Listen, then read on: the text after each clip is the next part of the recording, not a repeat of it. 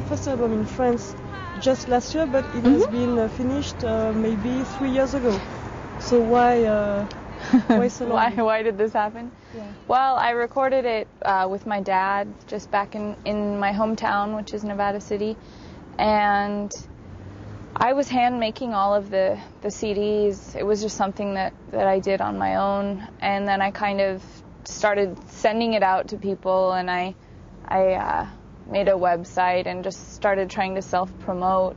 And then I moved to Portland, Oregon, and started playing a bunch of shows. And this was 2 years after I had recorded the record, and so I was just really still trying to put it out there. And then it, got interest from a label in Portland, and then it was a year after that we got international. So it's just been a long process and a lot of hard work and, doing everything on my own at first. So it just takes time.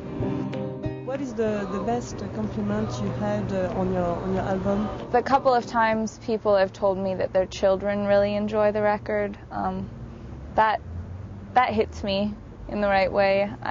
That makes me feel good. Or I like when I hear of just strange stories of people, listening to the album during some crazy time in their life, or I don't know, things like that. But did your parents had a role in your career?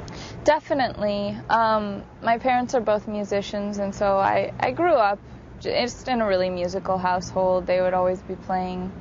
My dad would always have a guitar in his lap and playing it, and my mom would always be singing. So it just felt really natural for me to kind of do that as well. Yo ho, yo ho, yo ho, ho. Sing the pirate's gospel. I read that it was a reference to a place that you visited with some friends. It was a camping trip that we went on outside of my hometown, and I don't know, it was just kind of a crazy weekend, and I came back from that camping trip and wrote that song. The children creep until the morning when the sun does see. What is the link between the title of the album and all of your songs? I had just written that one song, and I thought it had a good sound to it, and also, there are a lot of references to gospel type things on the album, and it just seemed like it fit. I don't know. The artists that have a big influence on your music? Mostly it was just growing up in the musical family that had an influence, but artists that I really appreciate, there's a Californian singer from like the 70s and 80s. Her name is Kate Wolf. I would say that she's played an important role, and I just really respect what she does, and I relate to it very much.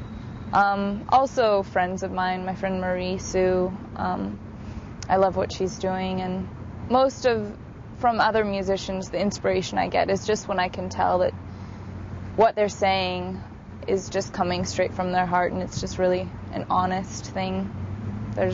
I can sense that, I think. The song "Oh My Mama," is it a kind of love letter to your mom? I would say that song is just kind of, realizing what an important role mothers play in everyone's life, because we all had a mom. Yeah. And so just kind of, it's just respect for that, and I'm really looking forward to being a mother myself, so just about that, my appreciation for all those women.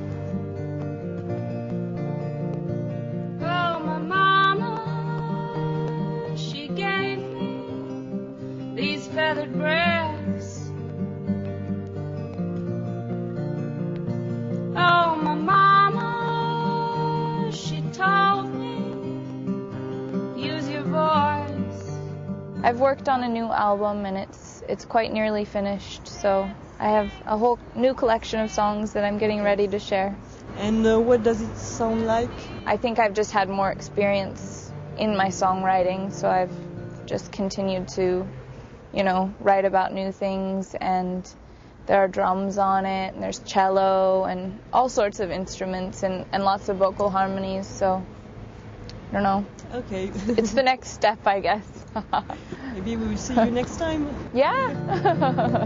Oh, my mama, she did give me fancy feet I'll be dancing on. And I'll tell